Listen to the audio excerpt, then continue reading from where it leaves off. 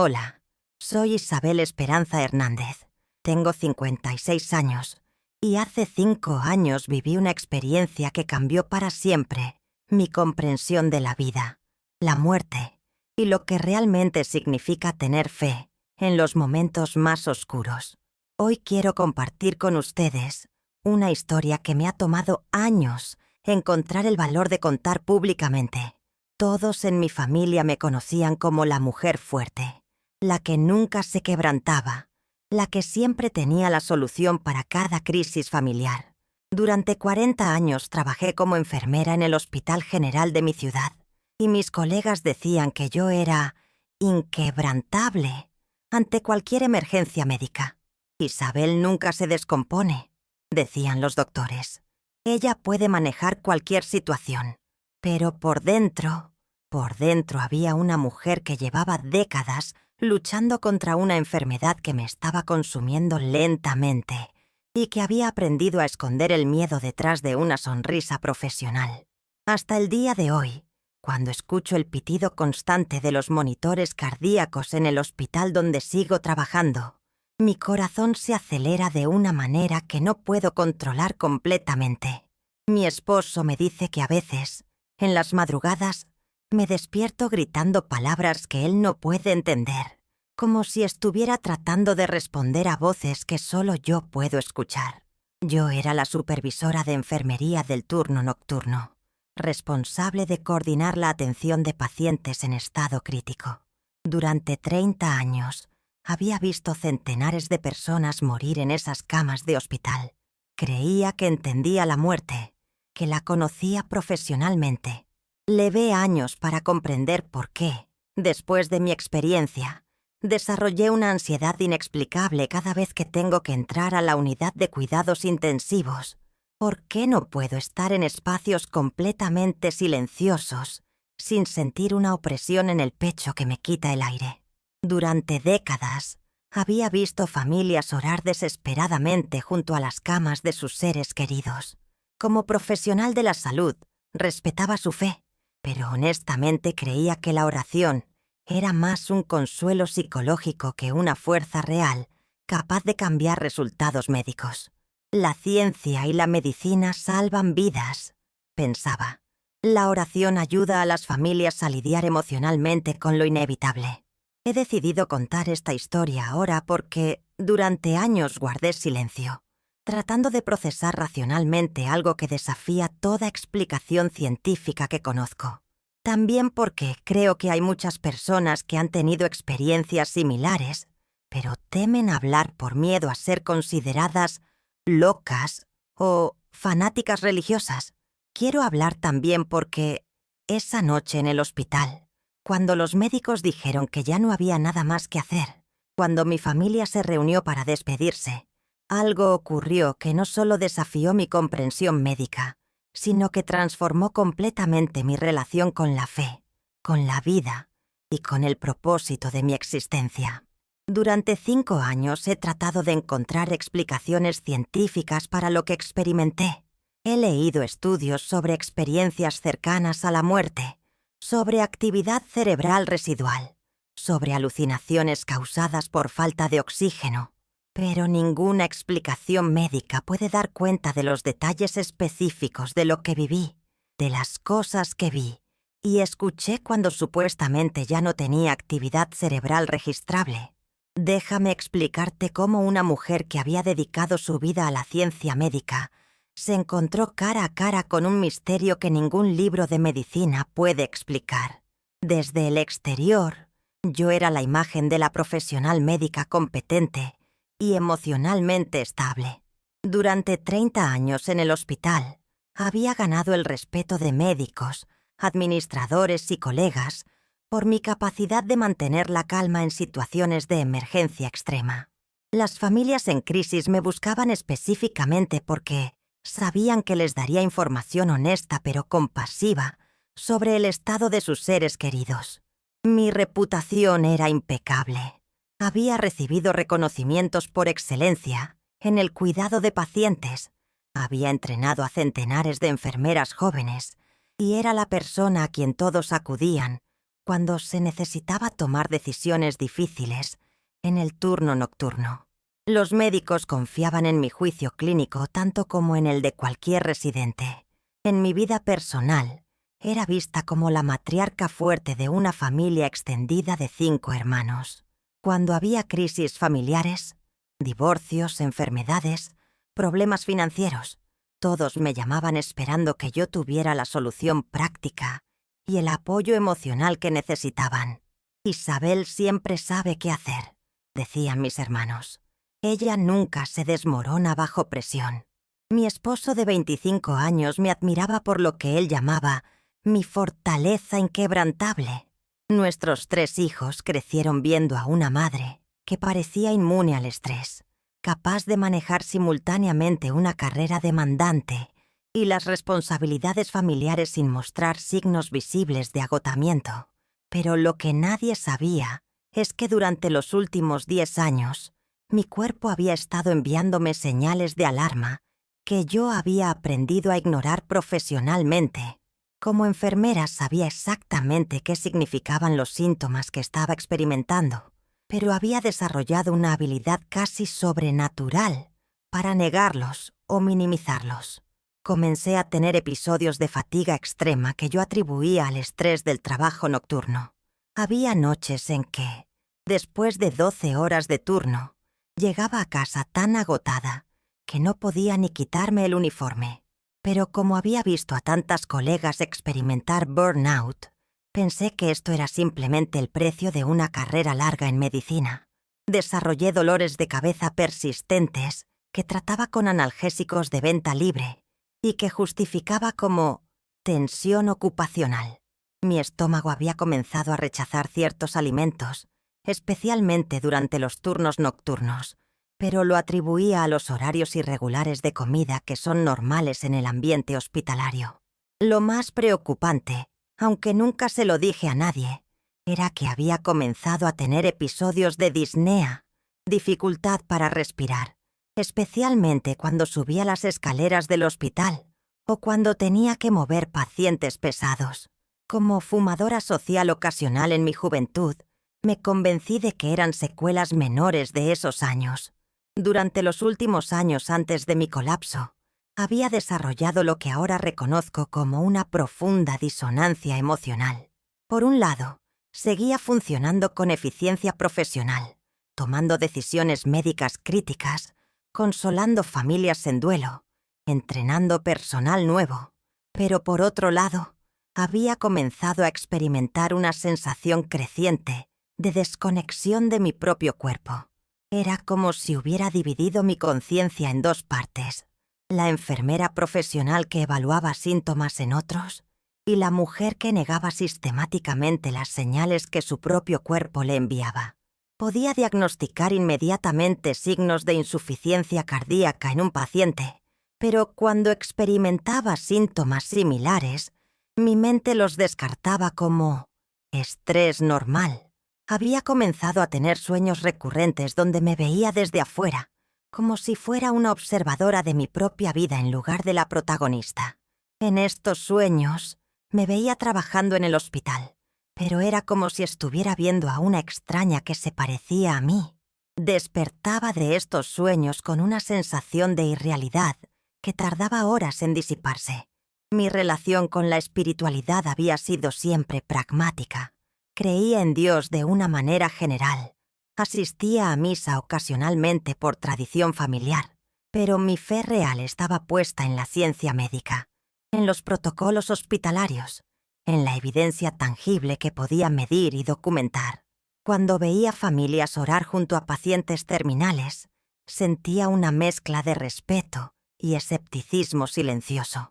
Pero había comenzado a experimentar momentos extraños de conocimiento sobre pacientes que no podía explicar médicamente. A veces, sabía sin poder justificarlo científicamente cuándo un paciente iba a empeorar súbitamente o cuándo alguien en estado crítico iba a estabilizarse inesperadamente. Estos momentos me incomodaban porque no encajaban con mi comprensión racional del trabajo médico. Pero mi cuerpo sabía cosas que mi mente profesional se negaba a procesar. Cada síntoma ignorado, cada señal minimizada, cada momento de negación me estaban llevando hacia una crisis que cambiaría no solo mi comprensión de la medicina, sino mi comprensión completa de lo que significa estar viva. En los últimos 6 meses antes de mi colapso, mis síntomas se intensificaron dramáticamente, pero mi negación profesional también se volvió más sofisticada. Los episodios de disnea se hicieron más frecuentes y severos. Había noches en que tenía que detenerme a mitad de los pasillos del hospital, fingiendo revisar algún expediente mientras esperaba a que mi respiración se normalizara. Comencé a experimentar lo que reconocía como palpitaciones cardíacas irregulares, especialmente durante las situaciones de emergencia que antes manejaba sin problemas físicos.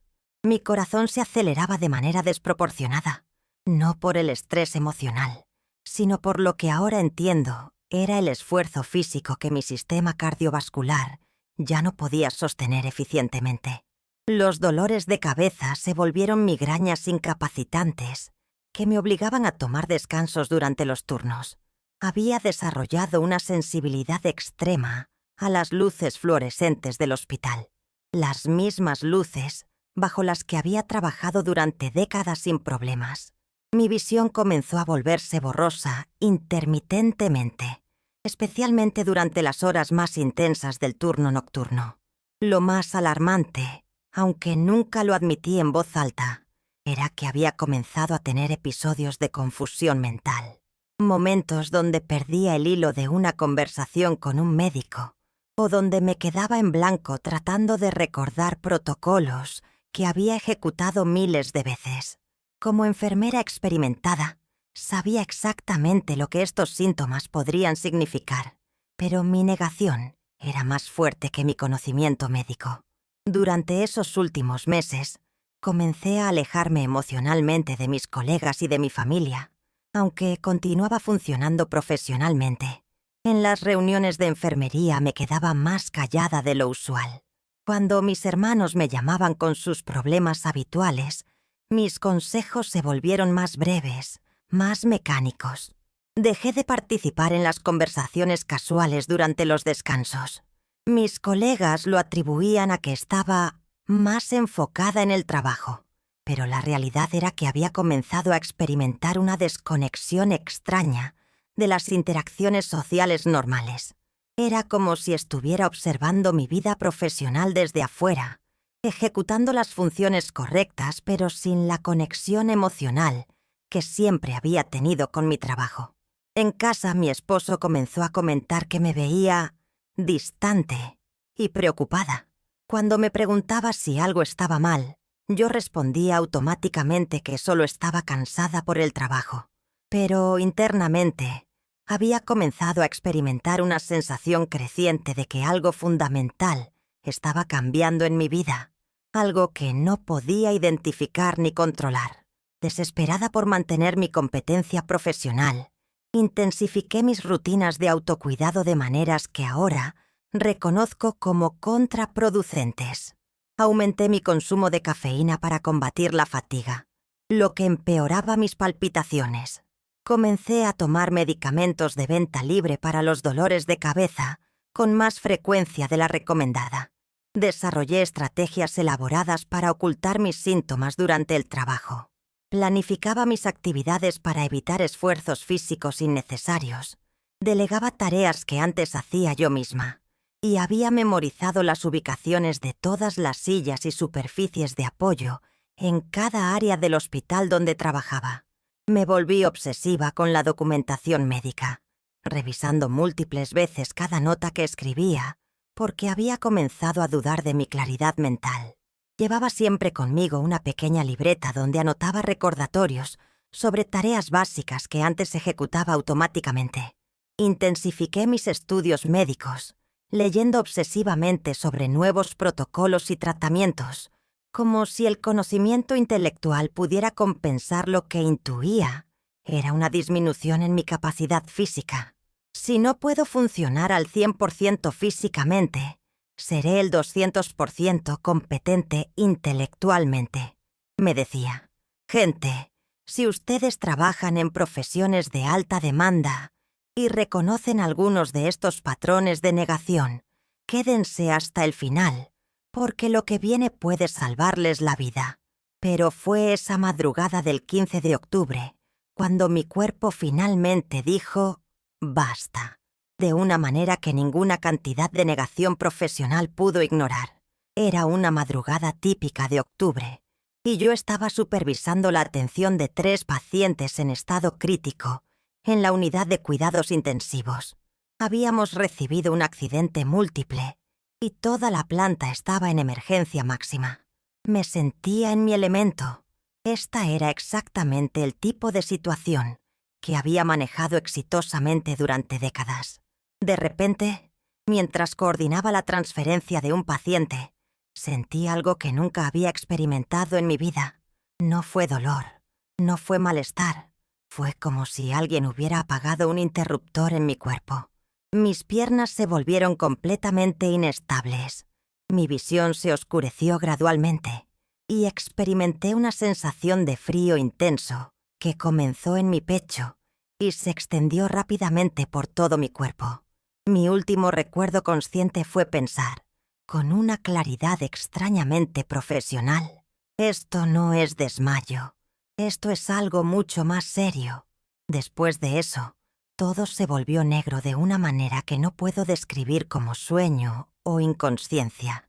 Era una ausencia completa de experiencia, como si hubiera dejado de existir por completo. Lo que ocurrió después desafía toda mi comprensión médica y científica. No fue un sueño, no fue una alucinación, no fue una fantasía creada por un cerebro privado de oxígeno. Fue una experiencia más real y vívida que cualquier cosa que había vivido en mis 50 años de existencia consciente. Súbitamente me encontré observando mi propio cuerpo desde arriba, viendo con una claridad imposible todo lo que estaba ocurriendo en la sala de emergencias. Podía ver a mis colegas trabajando frenéticamente sobre mi cuerpo inmóvil. Podía escuchar cada palabra que decían, cada instrucción médica, cada comentario preocupado. Pero lo más impactante era que podía ver y escuchar cosas que estaban ocurriendo en otras partes del hospital. Conversaciones de las que físicamente no podría haber sido testigo. Vi a mi esposo corriendo por los pasillos después de recibir la llamada telefónica. Vi a mis hijos manejando desde sus ciudades, llorando mientras hablaban entre ellos por teléfono.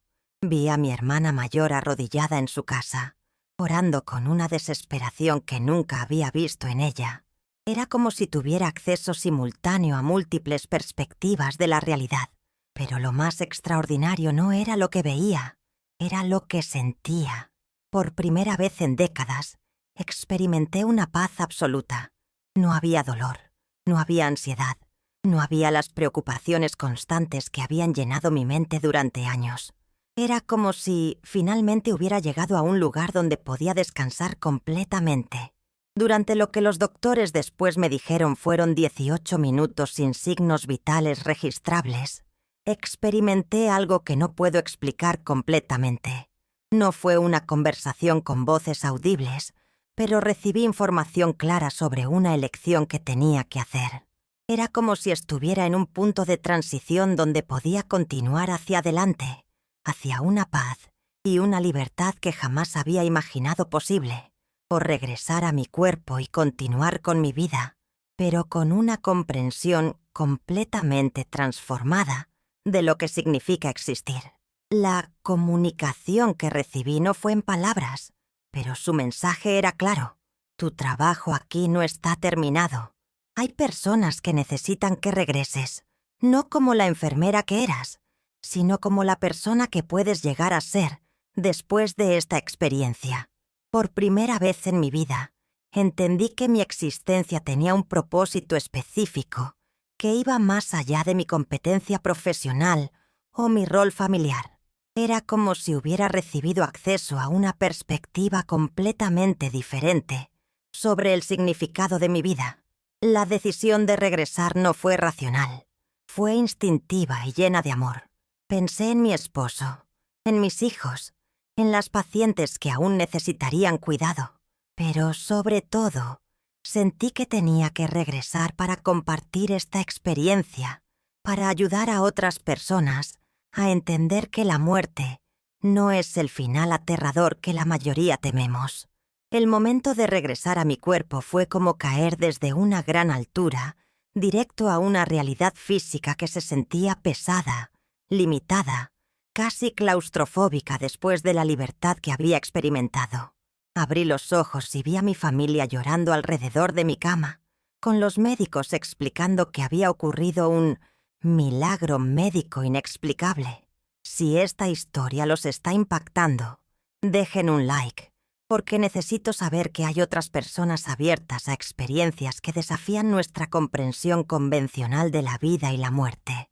Los primeros días después de mi regreso fueron un caos emocional y médico absoluto.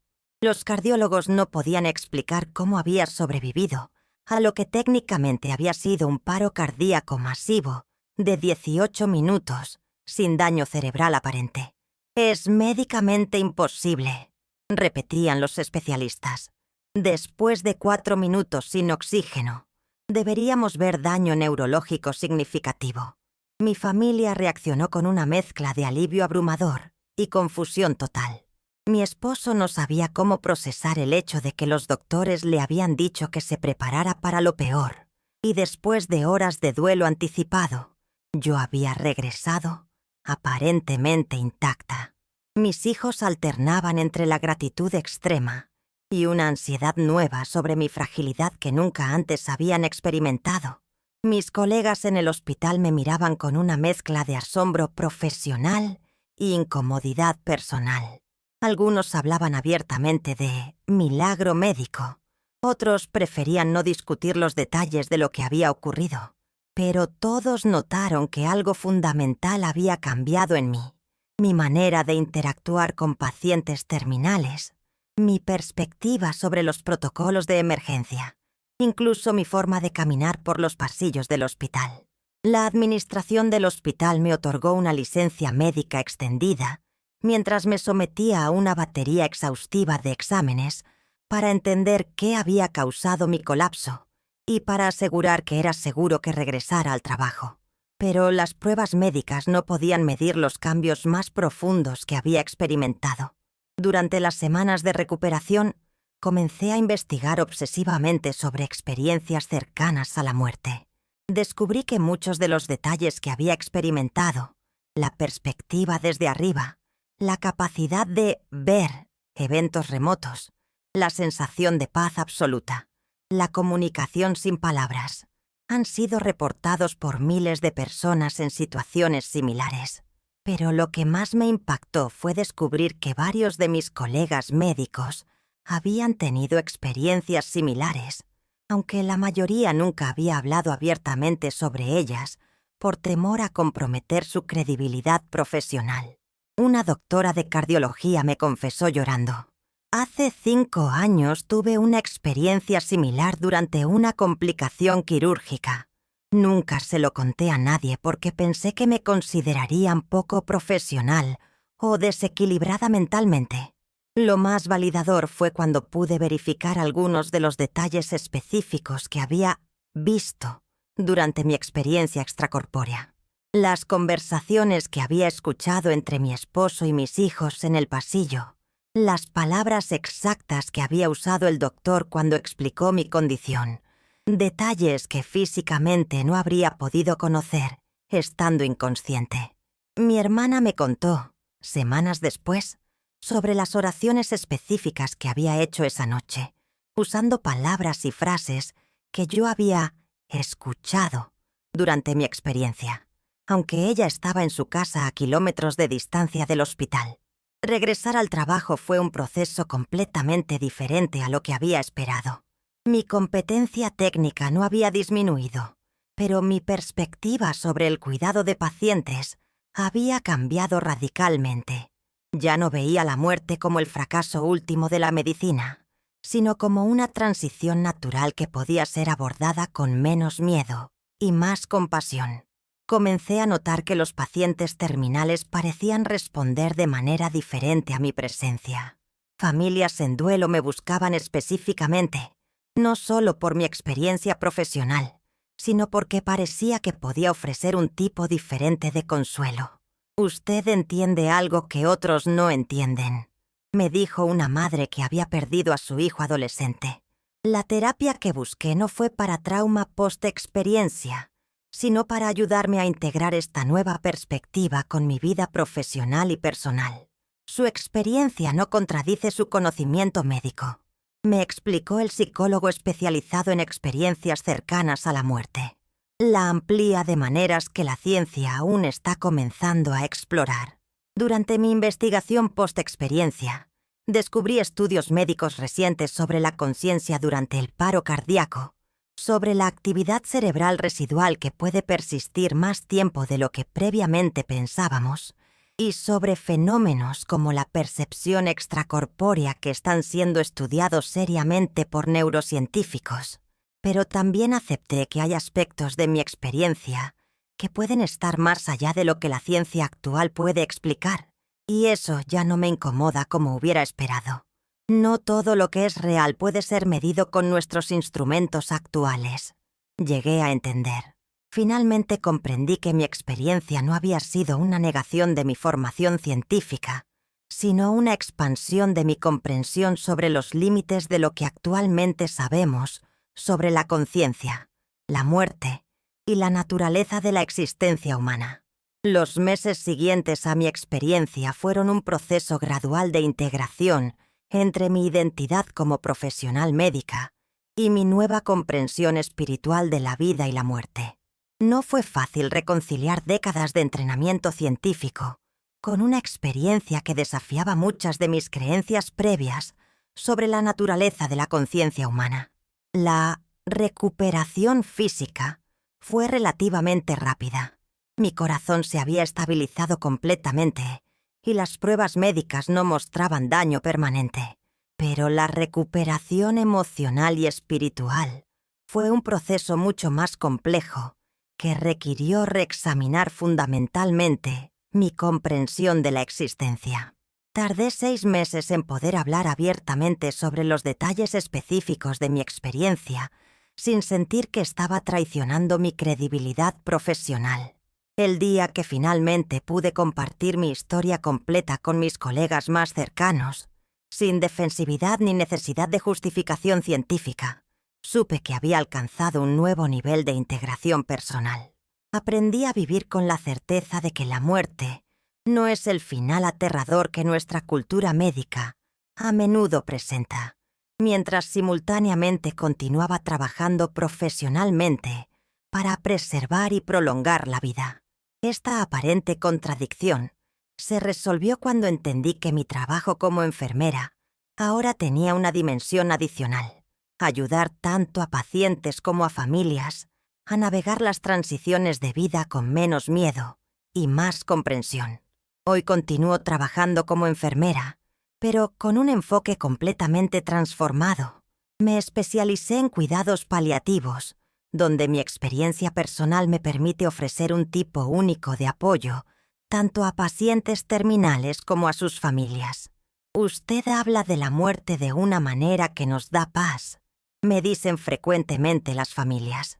He desarrollado protocolos de cuidado que integran apoyo emocional y espiritual con atención médica técnica. Trabajo estrechamente con capellanes hospitalarios, pero también ofrezco perspectivas que van más allá de las tradiciones religiosas específicas, basadas en mi experiencia directa de la continuidad de la conciencia. Mi matrimonio se fortaleció profundamente después de mi experiencia. Mi esposo dice que aunque soy la misma Isabel, hay una calidad de paz y propósito en mí que no existía antes. Nuestras conversaciones sobre el significado de la vida, sobre nuestros miedos y esperanzas, alcanzaron un nivel de profundidad que nunca habíamos experimentado. Mis relaciones familiares también se transformaron. Soy menos controladora, menos ansiosa sobre los problemas cotidianos que antes me consumían. Es como si hubieras ganado una perspectiva sobre lo que realmente importa, me dijo mi hija mayor. Para las personas que han tenido experiencias similares, pero temen hablar sobre ellas, su experiencia es válida Independientemente de si la ciencia actual puede explicarla completamente. No están locos, no están imaginando cosas, y no necesitan elegir entre racionalidad y espiritualidad. Para quienes trabajan en profesiones médicas, podemos mantener nuestra competencia científica mientras permanecemos abiertos a aspectos de la experiencia humana que aún no comprendemos completamente. La medicina más compasiva integra tanto conocimiento técnico como humildad ante los misterios de la conciencia. Para las familias que enfrentan enfermedades terminales, la muerte puede no ser el final absoluto que tememos. Aunque no puedo garantizar que todos experimentarán lo que yo experimenté, puedo afirmar que hay razones para la esperanza que van más allá de lo que nuestros ojos físicos pueden ver. Si has tenido una experiencia cercana a la muerte, o si trabajas con pacientes terminales, busca comunidades donde puedas hablar abiertamente sin juicio. Hay profesionales médicos y grupos de apoyo que entienden estas experiencias y pueden ayudarte a integrarlas constructivamente. Hoy sé que aquellos 18 minutos, muerta, fueron los más vivos de mi existencia. No perdí nada durante esa experiencia. Gané una perspectiva sobre la vida que me permite vivir con menos miedo y más propósito. La muerte sigue siendo un misterio, pero ya no es una amenaza. Es simplemente la siguiente fase de una existencia que es mucho más vasta y hermosa de lo que jamás imaginé posible.